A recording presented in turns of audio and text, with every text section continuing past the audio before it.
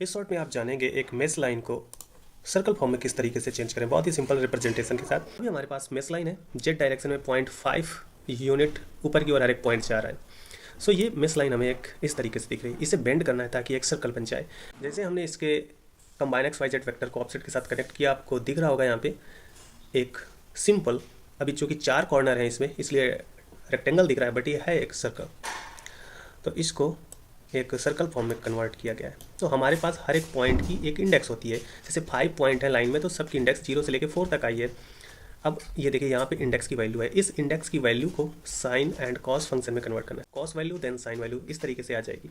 अब देखिए complete circle होने के लिए 2 पाई एंगल की ज़रूरत होती है, हाफ सर्कल के लिए पाई एंगल की, क्वार्टर सर्कल के लिए 0.5 पाई की ज़रूरत होती है। तो सबसे पहला काम है जो 0 से लेकर 4 तक लिखा है इसको पाई फॉर्मेट में चेंज करें। ऐसा करने के लिए अगर हम पाई से मल्टीप्लाई कर दें तो पाई फॉर्मेट में चेंज हो जाएगा। बट रुकिए, जैसे 4 में से 2 पाई का मल्टीप्लाई करोगे तो 8 पाई हो जाएगा, जबकि इसकी वैल्यू सिर्फ 2 पाई होनी चाहिए। ऐसा करने के लिए हम सबसे पहले सबसे हायर वैल्यू यानी 4 से डिवाइड कर देंगे पूरी लिस्ट को, तो 4 1 हो जाएगा, 0 0 हो जाएगा और 0 से लेकर 1 के बीच में सारी वैल्यूज़ आ जाएंगी। अब इन वैल्यूज़ में देखिए यहाँ पे डिवाइड भी किया गया है, 4 मैक्सिमम वैल्यू है तो 4 से डिवाइड किया गया है। देन इसके बाद इसमें 6.28 यानी 2 पाई की वैल्यू के साथ गुणा किया गया है।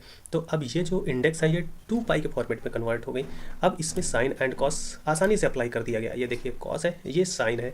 इसके बाद इन वैल्यूज़ को कंबाइन एक्स वाई जेड की हेल्प से कॉस को एक्स में, साइन को वाई में कनेक्ट कर दिया गया और इस ज्योमेट्री को देख लिया गया। इससे हमें क्या मिला, ये जो इंडेक्स 0 में थी ये यहाँ पे पॉइंट आ गया, 1 वाला यहाँ चला गया, 2 वाला यहाँ पे, 3rd वाला यहाँ पे आ गया, 4th वाला यहाँ पे।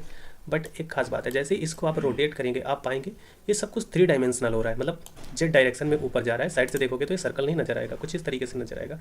और अगर इसके काउंट को हम ऐसे बढ़ा दें, काउंट को थोड़ा ज़्यादा कर लें, और चूँकि काउंट 20 है इसलिए हमें डिवाइड वाली वैल्यू रखना पड़ेगा 19। इसको बढ़ा लेते हैं।